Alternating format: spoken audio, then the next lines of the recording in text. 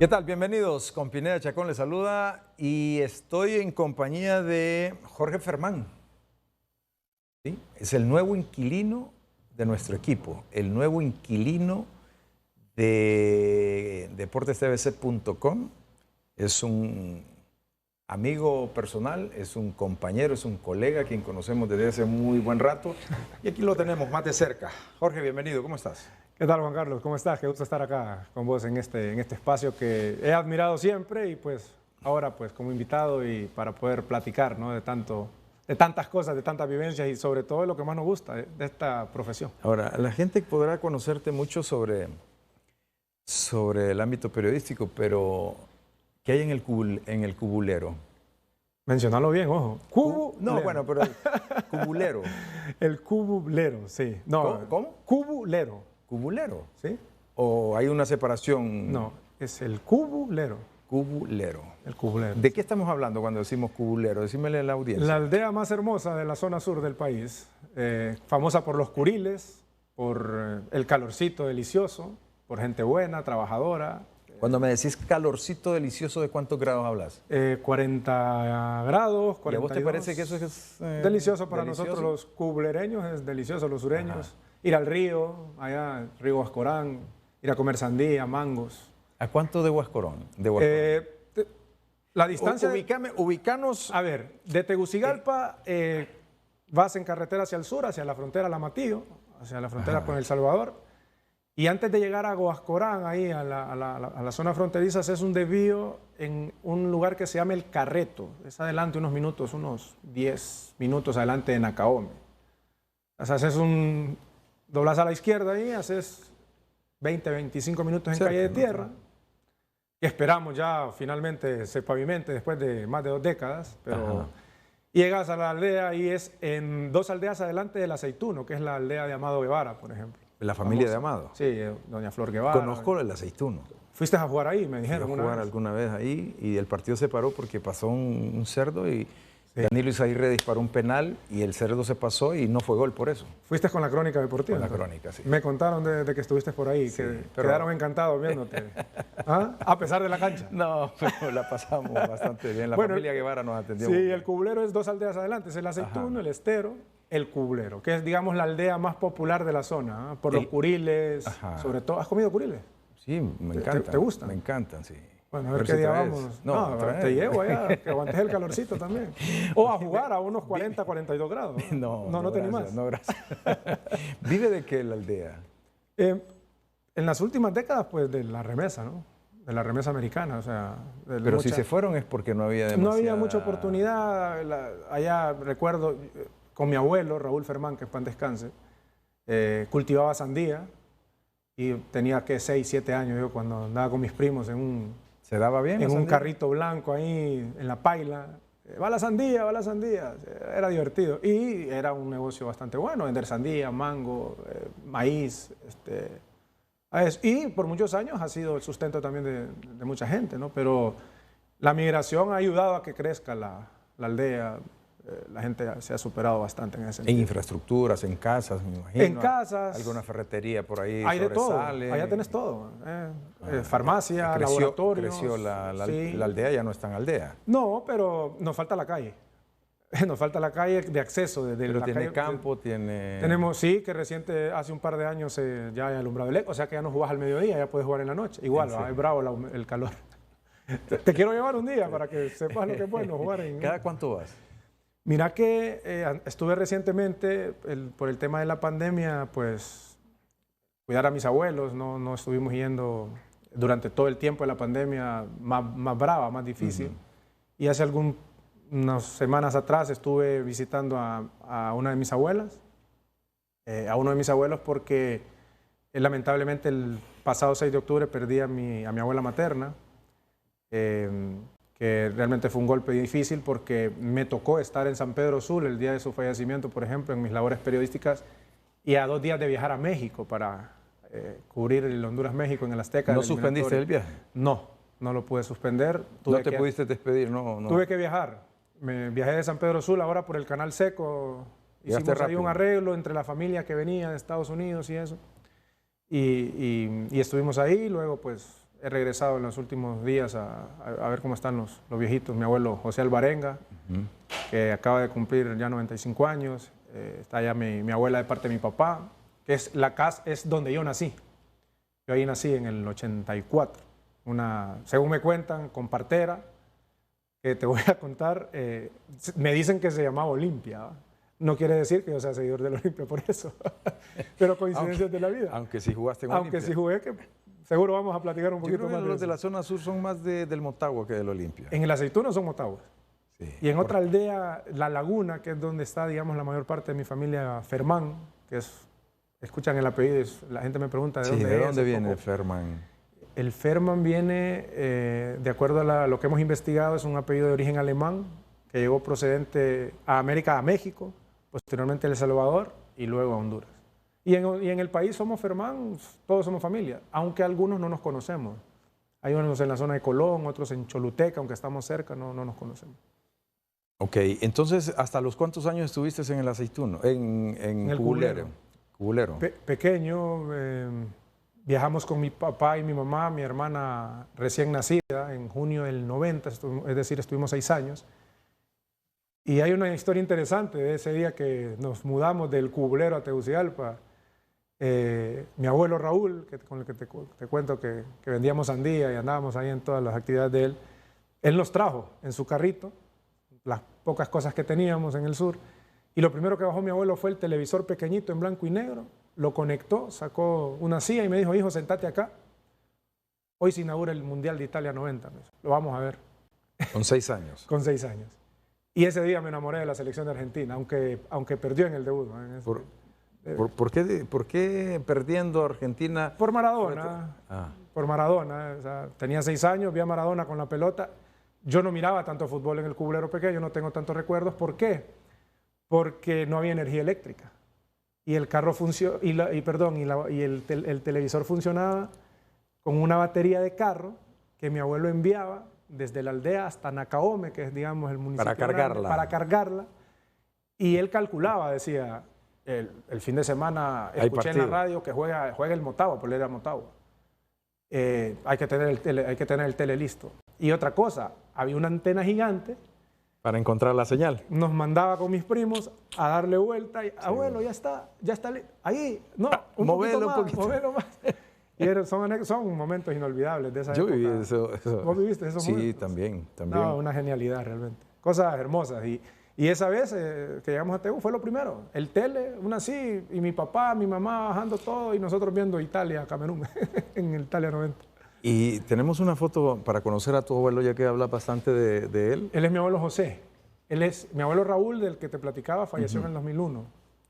Bastante joven. Él es mi abuelo José Alvarenga, que sí ha estado bastante enfermito en los últimos años, pero ahí está fuerte. El otro día que estuve con él, lo primero que abuelo, ¿sabe quién es?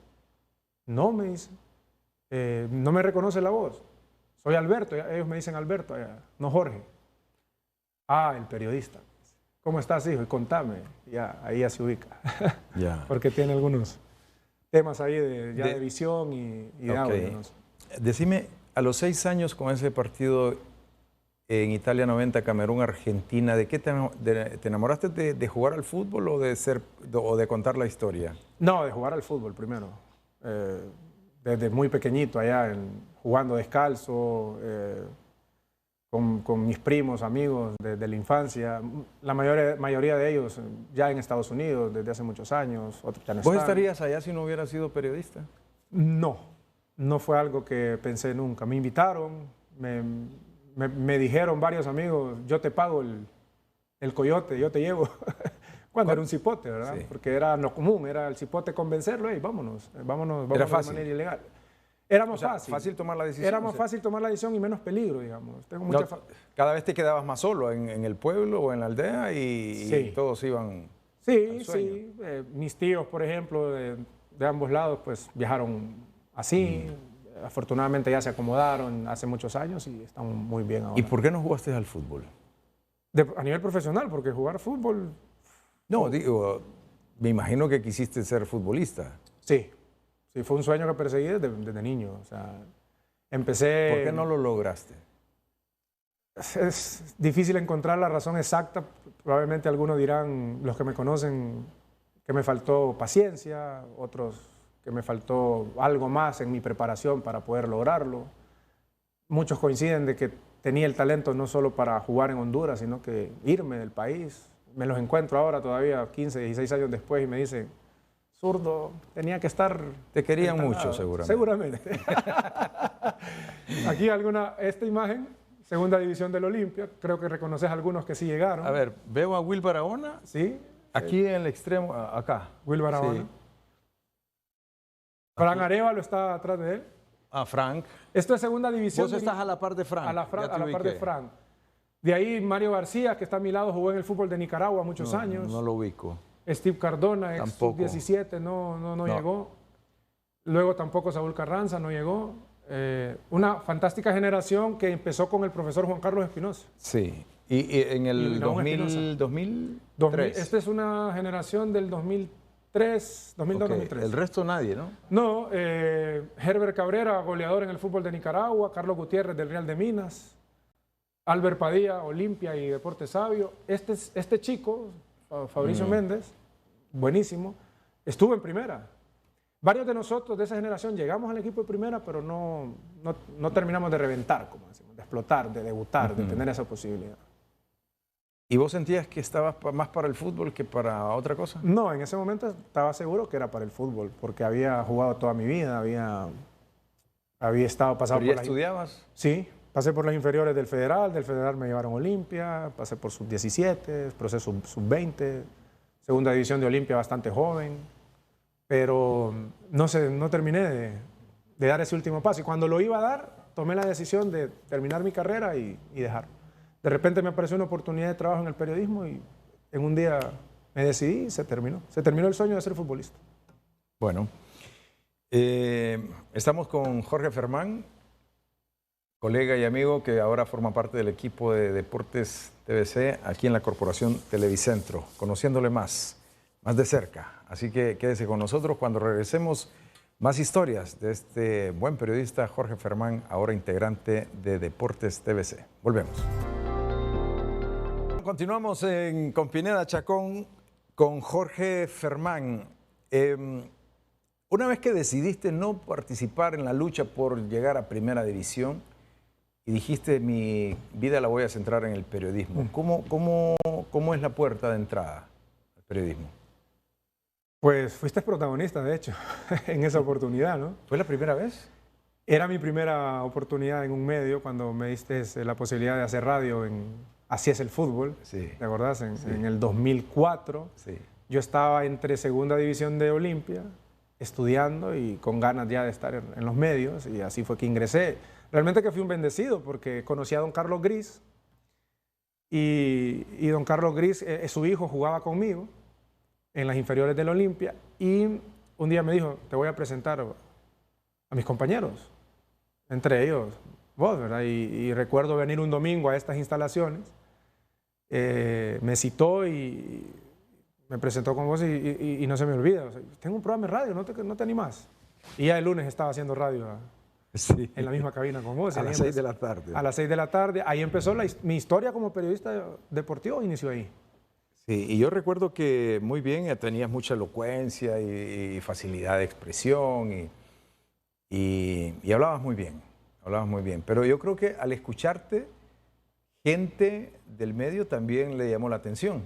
Sí, de hecho, escuchándome en Así es el fútbol con vos, en una sala de redacción me escucharon un día y dijeron, hey, este chavo parece que tiene talento. ¿Quién fue el que te llamó?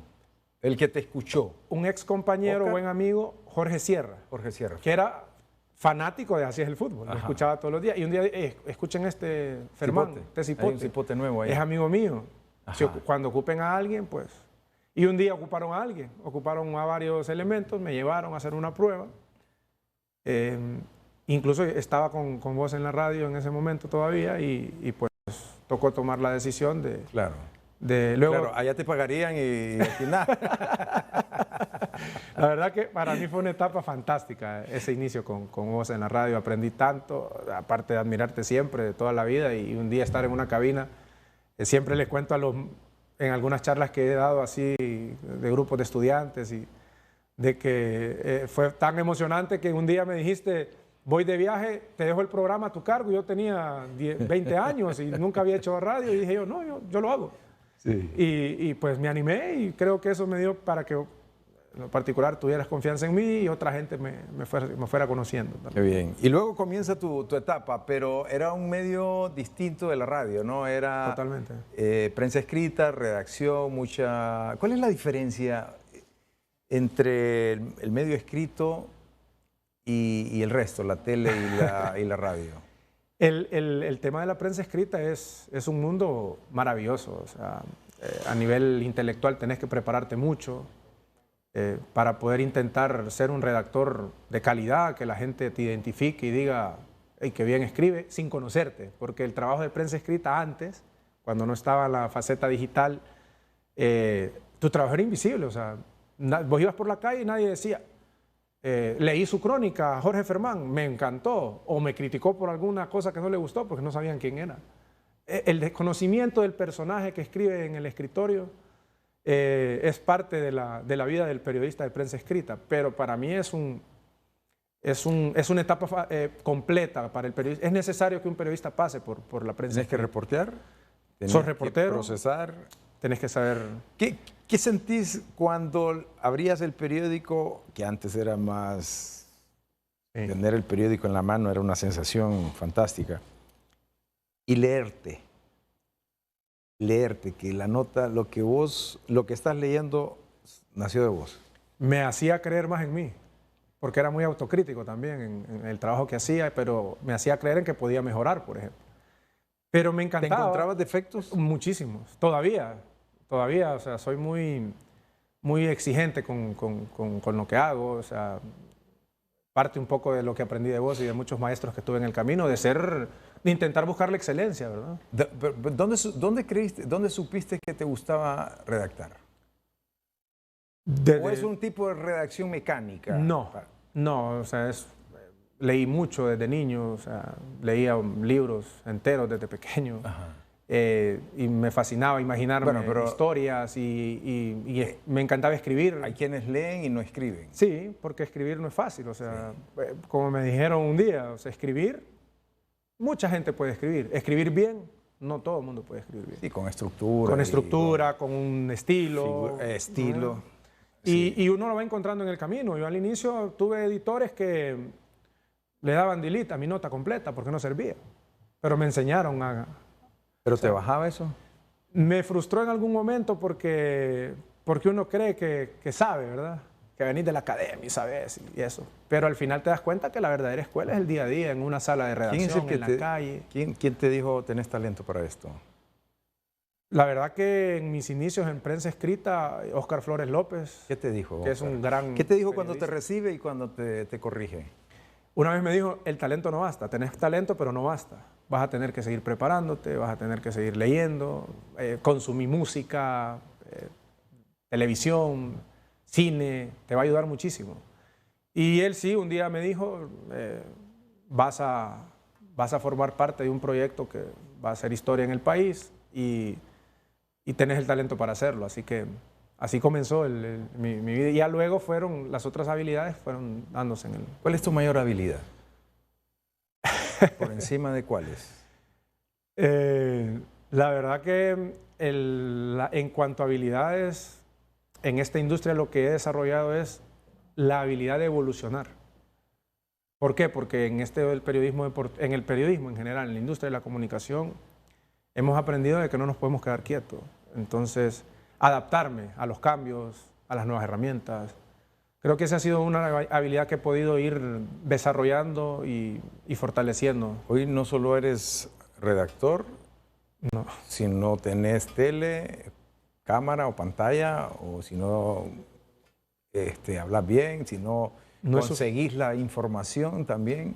Claro, o sea, eres incompleto. Es decir, antes creo que ahora el periodista era más encasillado. Solo radio y solo radio. Sí, eras periodista. Solo prensa y solo prensa. Correcto. Y solo tele y solo tele. Esporádicamente habían ocasionalmente algunas excepciones, pero ahora tenés que ser de todo ahora. Ahora tenés que ser multiplataformas. O sea, ese es el tema. Si no te vas quedando en la industria, te puedes quedar rezagado. O sea, ¿Vale más el que es multiplataforma? Debería de valer más, tiene que valer más. En el sentido... Y no me refiero a lo económico. Sí, el valor Eso también, o sea, es parte de, pero al final es tu gestión. Es tu gestión la que te hace valer más. El manejar herramientas de trabajo, manejar géneros periodísticos, plataformas digitales, televisivas, como acabas de decir, radiales, que puedas resolverle vos a la empresa que te contrata absolutamente todo, que puedas responderle en todas las áreas, en todas las plataformas. Para mí eso es vital. Hasta de camarógrafo. He aprendido.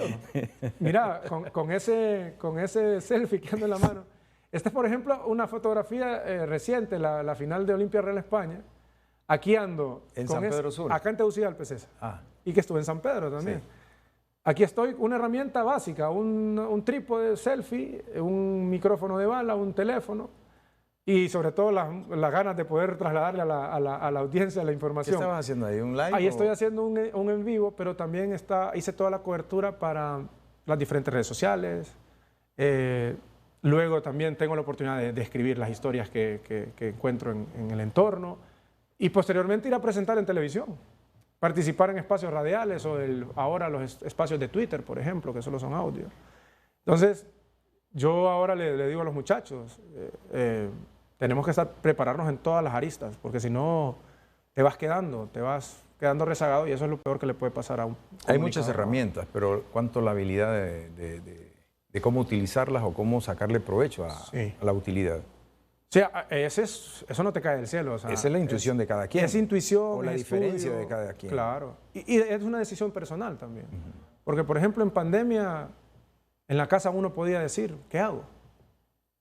Y vinieron los sets en casa, con los trípodes y los aros de luz y los teléfonos, y terminás haciendo televisión desde casa, radio, terminás convirtiéndote en redactor también desde tu casa. O sea, es un poco la decisión de...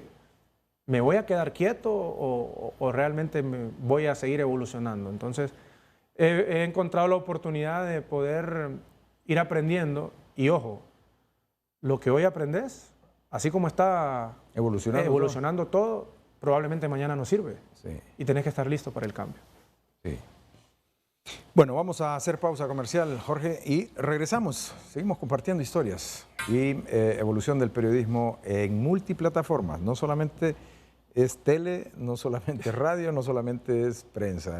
Ahora es medios digitales, ¿no? Estás dentro de una estructura de medios digitales en donde está deportestvc.com. Volvemos en breve. Bueno, continuamos con Pineda Chacón. ¿Ser qué? ¿Ser periodista a los...? Ser periodista a los 40. Después de retirarte del fútbol. Me decían. ¿Quién te decía eso? Una historia bastante bonita con Danilo Toselo, que compartía con él, o sea, él siendo él era futbolista del Olimpia entonces. Por supuesto, claro. ¿Cuándo lo conociste? Cuando entrenaba con él. Por eso lo Sí, entrenábamos juntos. Tenía la oportunidad de entrenar junto a él y a todo el equipo. ¿Y qué le decías? ¿Por qué te decía eso él?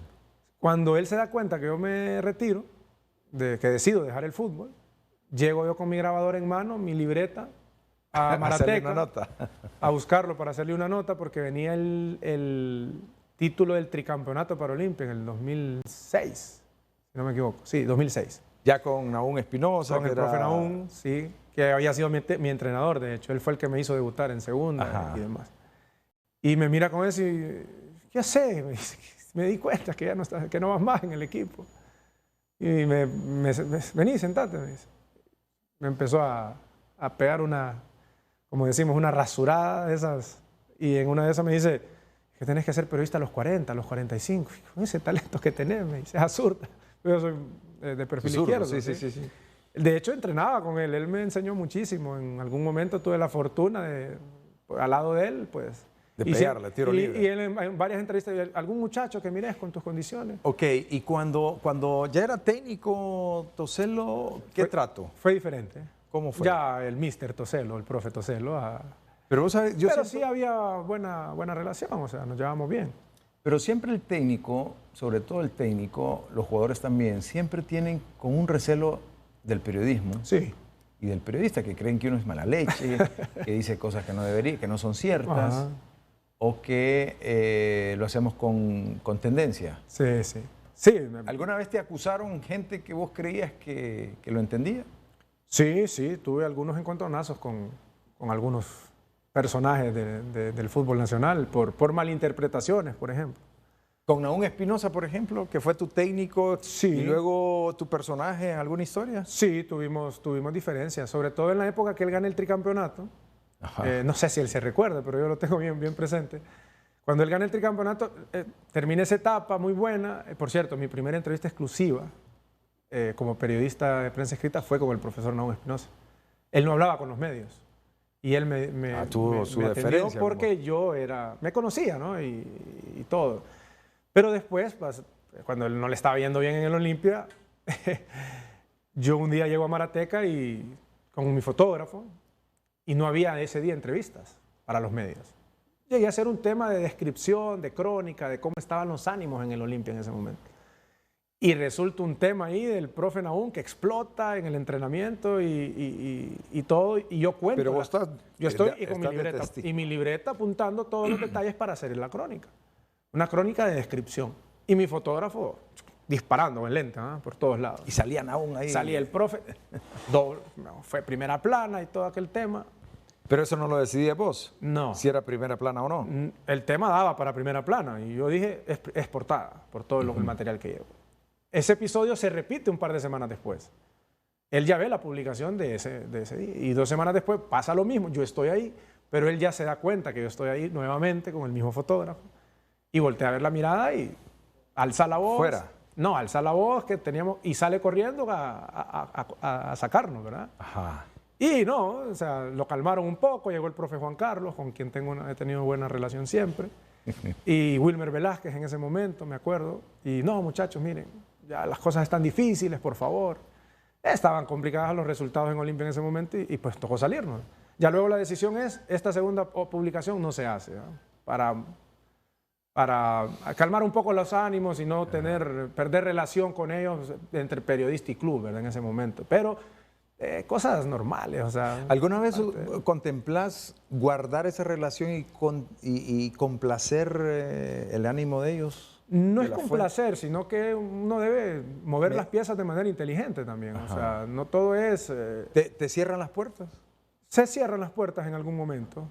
Y es ahora, la experiencia me fue enseñando el cómo tener ese tacto, pero ojo, cuando toca informar sobre algún tema delicado, hay que hacerlo, pues, porque la audiencia también te obedece, y vos lo sabes muy bien, uno se obedece a la audiencia, pues. Pero sí, se ha tocado. Pero ojo, esa fue una decisión, porque ya lo habíamos hecho una vez, ya habíamos hecho una publicación bastante brava. Golpeó, o sea... Golpeó por la reacción del profe. El otro día me lo encontraba por acá y no recuerdo ciertos episodios. Hace muchos años realmente, imagínate, hace 15, casi 16 años. Una situación similar en otro episodio distinto de ese de Nahum, del Olimpia, ¿con quién más lo tuviste? Fíjate que yo siempre, eso fue circunstancial, la verdad, con el profesor Nahum, pero la verdad que hacía episodios con jugadores porque yo haya escrito algo incorrecto, o haya mentido, o haya sido sensacionalista con alguna publicación, no. De hecho, tengo la fortuna de tener, de hecho, en el largo recorrido, buena química, buena relación con la mayor parte de los personajes del fútbol. O sea, nunca me vieron como lo mencionabas, como el periodista que llega, inquisidor, mala leche o esto. Sí tuve algunos episodios difíciles, pero nada que no se podía resolver. Una vez Sergio Mendoza me reclamó un tema de una publicación. Lo aclaramos, se quedó un poquito caliente ahí, pero se aclaró el tema después, posteriormente, así que no pasa nada. Aquí estás compartiendo ahí, aquí es fuera de lo periodista. ¿Esto es acá? Sí, esto es acá, ¿no? Esto es fuera de el periodista futbolista, esto es amistad con ellos fuera de la profesión. Una actividad de Boniek que tiene todos los 25 de diciembre y 1 de enero, y esa vez me invitó a Víctor, coincidimos y pues... El otro día la publiqué esa imagen y Boniek dijo, hacha, tira la larga y toque. Hacha, Muma, tirar la larga, Boniek y toque, Fermán, según él. Ese fue su comentario en redes sociales. ¿Tienes buena relación con muchos futbolistas? Sí, buena relación, pero con... Bueno, ya en el retiro ya... con todos, digamos, sí, con todos. O sea, sobre todo la generación que nos llevó a las Copas del Mundo de Sudáfrica y Brasil 2014. Tuve la oportunidad de visitarlos de manera periodística a jugadores que estaban en el momento en la élite. Has viajado mucho, ¿no? He tenido la fortuna, sí. A Wilson cuando estaba en el Tottenham, por ejemplo. Minor, Omas cuando estaban en Wigan. ¿Has conseguido más de lo que imaginabas? Sí. Y no... ¿Más de lo que habrías podido conseguir jugando al fútbol? Estoy muy contento con todo lo que he podido porque he logrado conseguir sueños que me planteaba de niño y pues afortunadamente los he podido materializar. Pero siempre digo, o sea, no es suficiente. Uno siempre quiere más, quiere seguir conquistando cosas, logrando objetivos. Y cuando me dice, uy, usted ya tiene 16 años, no, estoy gateando, no pasa nada, o sea, apenas empiezo. ¿A cuántos mundiales fuiste? Es una tarea pendiente, no he tenido la fortuna de ir a un mundial a nivel adulto. La gente me pregunta que por qué, pero por diversas razones no pude estar en Sudáfrica, por ejemplo, que fue mi primer mundial ya como periodista. Se me truncó ahí la posibilidad. 4 años más tarde, todo estaba listo para irme a Brasil, no pude asistir. ¿Y aquí? Esto es un sueño cumplido también porque aquí es Río de Janeiro en los Olímpicos. Los Olímpicos. Donde los Olímpicos sí fui. tuve la fortuna de vivir el momento futbolístico después de España 82, digamos, más importante para el fútbol hondureño porque estuvimos a punto de ganar medalla. Yo iba para 2 semanas y terminé estando el mes de los Juegos Olímpicos en Brasil sí. Con el equipo. Así que lo que me preguntaba, sí, que como periodista, la verdad que ha sido fantástico el viaje hasta ahora. Muy bien.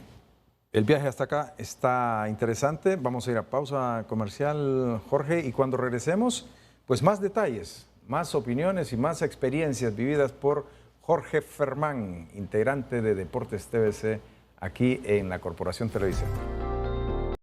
Jorge, ¿a quién te gustaría entrevistar por encima de todos? Por encima de todos. Del ámbito futbolero, ¿me estás? Sí. ¿Con quién consagrarías vos un momento glorioso, fantástico en tu carrera? ¿Entrevistar a quién? Del mundo futbolístico, pues siempre mi sueño fue entrevistar a Maradona. No pude, cuando vino a Honduras. Para el showball, ¿te acuerdas? Estuve cerca, pero no fue, digamos, algo personal. Estuve ahí, lo conocí y demás. Y de ahí pues, hay tantos personajes. Me hubiese encantado un día sentarme a platicar con el maestro García Márquez, por ejemplo. ¿Qué le habrías preguntado? Que me marcó para siempre. O sea, nos marcó a todos, creo, los que hemos leído sus... ¿Qué le habrías preguntado a García Márquez? ¿Qué le hubiese preguntado? Sí. Vaya pregunta. O sea, ¿te habría gustado estar con él? Me hubiese encantado y te juro que si concerto la cita me preparo para una entrevista con él. ¿Te atrapan los nervios en ese momento imaginario? Es decir, ¿qué preguntarle? No, o sea, sería mentiroso si te digo que no me pongo nervioso. Por eso, sí. De hecho, yo te puedo asegurar que todas las entrevistas que hago, voy con la... ¿Tenés nervio? Con el nervio normal que debe sentir el periodista. Pero hay diferentes tipos de entrevistas. Claro, el nervio normal que debes sentir. ¿Por qué? Porque debes sentir también el respeto por el personaje que vas a entrevistar. Pero hay quienes dicen que eso debe de omitirse una pregunta directa dependiendo con quién sea el claro, personaje. Uno lo estudia, ¿no? El tipo de entrevista, sí. Uno lo estudia, o sea. ¿Y quién domina la entrevista en tu caso? La tengo que dominar yo siempre. ¿Nunca te has sentido dominado por el entrevistado? No. No. ¿Cuál ha sido la entrevista más difícil que has tenido? La entrevista más difícil que he tenido fue una que le hice a Wilson Palacios en Londres, porque era en un momento en el que él no daba declaraciones por el tema que tuvo familiar de su hermano, la pérdida de su hermano. Y en una gira por Europa con la selección aproveché para poder concertar entrevista con él. La aceptó. Primero fue difícil tenerla. Y fue difícil sobre todo porque nunca había platicado de un tema tan sensible como ese. Y más allá del periodista estrella de fútbol, también había una relación ahí, ha habido una relación con él, entonces prepararla, encararlo para hablar sobre ese tema, Hablamos de fútbol y hablar con Wilson es fantástico, pero hablar de ese tema puedo decir que ha sido de las más difíciles. Y de ahí en el top 2, en el top 3, perdón, en el número 2, Jorge Luis Pinto. Hablar con el profe Pinto en su momento fue brillante realmente, porque me recuerdo que fue una entrevista que lo que menos hablamos fue de fútbol. ¿De qué hablaba? Hablamos de literatura, de la guerrilla en Colombia, hablamos de los personajes que él admiraba, de liderazgo, de sus métodos de enseñanza, obviamente ligados al fútbol, pero digamos que no hablamos del día a día de selección nacional. Y es un tipo, puedo decir que una de las personas más preparadas con las que he platicado dentro del fútbol. O sea, creo que aquí muchas veces no estuvimos listos para el nivel de él. Me quedé con esa sensación, que no pudimos ponernos a su nivel de preparación y conocimiento. ¿Y el tercero? Y el tercero, difícil, me encantaba y era difícil entrevistarlo al señor Ferrari. Me encantaba entrevistarlo. Con él muchísimas anécdotas en su momento, cuando me tenía en el aeropuerto esperándole mucho tiempo. Entonces no se me hace que sea tan difícil. No, era difícil porque no era fácil extraerle la información que necesitaba, digamos. Pero él me decía algo. Tenés la habilidad de sacarme cosas que no debo decirme. Pero sí era difícil, primero el acceso, ¿verdad? Tener el acceso a él, hombre, muchas ocupaciones y demás, lo que ya sabemos. Y no era fácil tener acceso, y cuando lo tenía, pues sentarme a hablar con él era todo un reto también. ¿Cómo mirabas Televicentro estando en el periódico, en 10? Como un lugar al que quería llegar, al que quería venir a seguir desarrollándome, aprendiendo de los mejores. Lo miraba como una oportunidad de crecimiento en todo sentido, y es así que cuando me hacen la llamada de conversar un poco de todo este proyecto digital de Deportes TVC, fue hermoso, no solo para mí, sino para mi familia también. Mi esposa. ¿Tú estás casado? Estoy casado. También con Gabriela, que es además periodista, periodista. La conocí en el medio de comunicación donde laboraba antes, en el 2006 que llegué. Nos casamos en el 2008. Y ha sido una de las cosas maravillosas que me ha dejado también el periodismo deportivo, ¿no? Conocer a mi esposa dentro del periodismo deportivo, crear esta hermosa familia, a mis hijas, Sofía, de 11 años, la pequeña Emma, de 4, Sofía, lectora, le encanta producir video, anda ahí en el tema. Y bueno, y mi esposa, una gran redactora, locutora de radio, presentadora. Dueño de 3 mujeres. Sí, pero ahí son las jefas. Ellas son las jefas. Ahí no hay más. Son las jefas. No, el tesoro más grande que me ha dado la vida son ellas. ¿Qué te dijeron cuando supieron de que venías? La verdad que, como te explicaba, es una felicidad bastante grande, ¿no? Y ahora que me ven ya interactuar con ustedes, pues me dice mi esposa: estás donde mereces estar, con la gente que mereces estar, por todo lo que has trabajado durante este tiempo. Y así lo miraba, como una oportunidad de llegar a un equipo como Deportes TVC, en todas las áreas, digital y televisiva. Sí. Este fue el día de... ¿Este fue el día de tu debut? El 1 de abril pasado, sí. El día del sorteo. El día del sorteo. Y ahí con parte del equipo. Y pues esas imágenes, la verdad que me hacen sentir muy feliz y muy orgulloso porque... como lo dije ese día y lo sostengo, estoy entre los mejores para seguir aprendiendo con los mejores. Sí. ¿Cuál es tu oferta, Jorge, dentro de la organización? Seguir creciendo primero como marca a nivel digital. Hay un gran reto. Sabemos que Deportes TVC como televisión pues tiene un recorrido impresionante. O sea, somos los número 1 y vamos a seguir siendo los número 1 siempre. Y hay un reto a nivel digital de poder posicionarnos, seguir encontrando ese posicionamiento como deportestvc.com, todas nuestras redes sociales, poder junto a ustedes digitalizarnos mucho más, que nuestros contenidos no se queden en esta pantalla, sino que viajen por todas las plataformas y que el contenido no pare, porque esa es la dinámica ahora. O sea, somos 24/7 y ahora si medio cerrás los ojos, como decimos, te ganan la exclusiva, te ganan. Lo hemos hablado, ¿no? Fuera de cámara, que sí. Hay que andar Tigre para poder. Y la verdad que sí, es ese crecimiento. Estamos en un año de mundial, vamos a tener contenido especializado, lo vamos a trabajar para nuestras audiencias. ¿Un periodista como vos se desconecta por mediodía? Imposible. ¿O es imposible? Te vas, por ejemplo, al Cubulero con tu familia, con Sofía, con Gabriela, con Emma.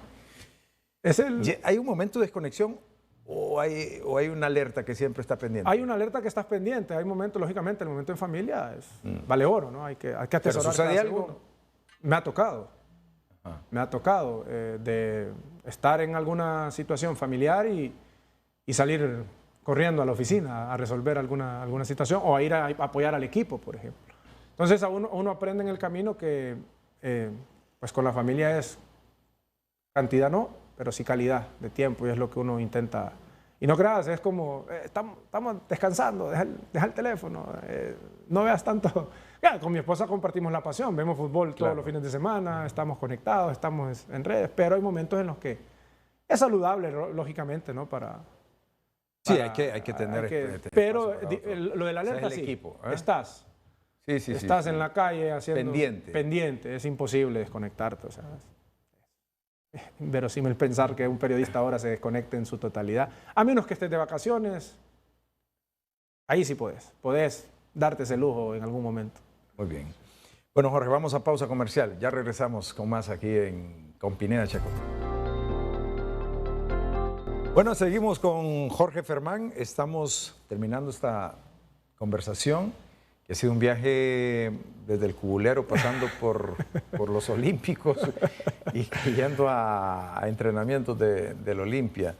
Porque ahí además, o sea, tenés historia del resto de los equipos de liga, pues, pero es que estamos hablando que en Olimpia conociste a los que, como futbolista, a los que después fueron tus entrevistados. Sí, Wilson, Boniek, por eso particularizo con el Olimpia, porque además fuiste de la segunda división del Olimpia. Sí, en los procesos. ¿Jugabas en el Birichiche o en la Vía Olímpica? Sí, jugué en el Birichiche. Por ahí anda una imagen en redes sociales. Creo que por ahí anda la imagen en redes sociales que el otro día puse sorprendido. El Birichiche, cuando era de tierra. Ahí jugábamos en Liga Mayor. Sí. Ahí jugó Will Barahona. ¿Era tu generación Will Barahona? Era mi generación Will Barahona, como pudiste ver en las imágenes. Sí. Fran Arévalo, Nahum Ávila, Beto Navas, Los Castillo, por ejemplo. Fernando y... Boniek. Compartimos en sub-17 con Boniek, Wilson, Henry, varios de ellos. Bueno, hay algunas fotografías que queremos compartir contigo que ya son más familiares. Aquí este es el festejo de quién. Esto fue ahora mismo en el Día del Padre. Sí, con las pequeñitas. Bueno, ni tan pequeñas, Sofía ya está bien. Ya está grandecita. Sí. Y Emma, que es la tradición, el pastel y... No, ahí están las que son mi motor. Y el día de mi debut con Deportes TVC en el sorteo, ajá, Emma pegada a la pantalla y feliz de ver a su papá en televisión. Sí, están emocionadas. Están muy contentas, muy felices. Muy bien. Vemos más, aquí estás con Risto Stoichkov. Sí, en un congreso de periodismo deportivo con Risto Stoichkov. Tuve la oportunidad de ¿Otro compartir zurdo? con él. Otro zurdo, sí. Le dijeron, este zurdo era bueno también. Ah, ¿de verdad? Le dije. Sí, he tenido la fortuna de, pues, como te tocaba también a vos en muchos años, pues conocer a estos personajes, ¿verdad? Y compartir con ellos. Esto fue en Londres, un sueño cumplido también, el estar en la ciudad y más hacer un trabajo periodístico, que era el objetivo. Tenía 6 años, a mi mamá le decía, yo miraba unos muñequitos, La Vuelta al Mundo en 80 días, y un día voy a estar en Londres. Y un día estuve en Londres y ese día pues me acordé de esa anécdota. Sí, aunque con gorro y esa gafa no te parece. Estaba bravo el frío. Menos 10 grados ese día. Era. Estás con John Sutcliffe. Sí, un almanaque del periodismo deportivo. Sí, ¿no? Eso fue, bueno, es como hemos compartido varias. Esto fue en una Copa Oro en el 2015, creo. Con él compartimos en muchas coberturas. Sí. Hombre de muchos años en el periodismo. Bueno. Gran persona. Bueno, aquí estás con Emilio Butragueño. Sí. Él es como director de Relaciones Internacionales del Real Madrid, ¿no? Correcto, y hablamos de su labor, en ese momento lo que estaba pasando. ¿No lo viste jugar ahí, no? No lo vi jugar, lo recuerdo poco. ¿En el Celaya? No. Sí, el 94 todavía tenía sí. 10 años, sí. Sí, lo recuerdo de esa época del Real Madrid, pero sí. Creo sí, que se va el 95. Hace poco disfruté mucho el Real Madrid, la leyenda, me encantó ese ahí. Él es un protagonista, sí. Muy bien, aquí estás de nuevo con tu... Los momentos familiares. Con tu familia. Sí. ¿Esto es dónde? ¿El Jubilero o no? No, a ese lugar fui por recomendación tuya en redes sociales. Ah, ya. Esto es en Zamorano. Sí, en Zamorano. Está bello ahí. Sí, está lindo, ¿no? Está lindo. Ahí estuvimos con la familia y hay que volver. El poder de las redes sociales, ¿no? Sí, vi tu historia en redes sociales. Sí. Y todo. Mira Y que aquí estás con la selección. esto es en Estambul, Turquía, antes del Mundial. Gran Osman Madrid ahí. Lo saludé el otro día. Como que pocas veces se le mira. Sí, Amado, Dani, con quien tenemos buena relación. Con Amado, algún parentesco familiar también.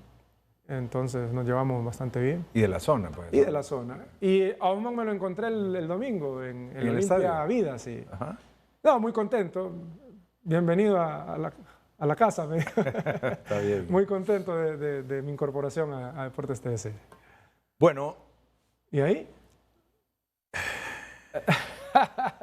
Ese es un TikTok ahí. Ajá. Sin portero. ¿eh? Ahí metiendo la pelota al palo. Al palo. Esa era la apuesta. Pero no creo que la tiraras ahí. Sí, ahí la puse. Bueno. ¿Ah? No te convence. No, en tiempos de pandemia. Me parece que tiempos de querías... pandemia solo. No, el toque era al palo. Sí. Y otra vez, ahí ya no se fue al palo. ¿Cuántas veces descartaste el video? No, la primera al palo fue la primera vez. Entonces ahí es donde yo vivo. Ok. Jorge, bueno, encantado de compartir contigo este programa, de compartir contigo la compañía, el equipo. Sabemos que tienes mucha calidad, mucha capacidad y vas a ser de un gran refuerzo, definitivamente. Un gran integrante que estamos contentos de tenerte. Y yo muy feliz, como te decía, de estar en el mejor equipo de todos y con ganas de seguir aprendiendo juntos, porque nos queda muchas millas que recorrer todavía. Sí. Una vida. Gracias, Jorge Fermán, periodista deportivo que está ahora con nosotros aquí en Deportes TVC de la Corporación Televicentro. Gracias a ustedes por su atención. Como cada semana, los veo en la próxima.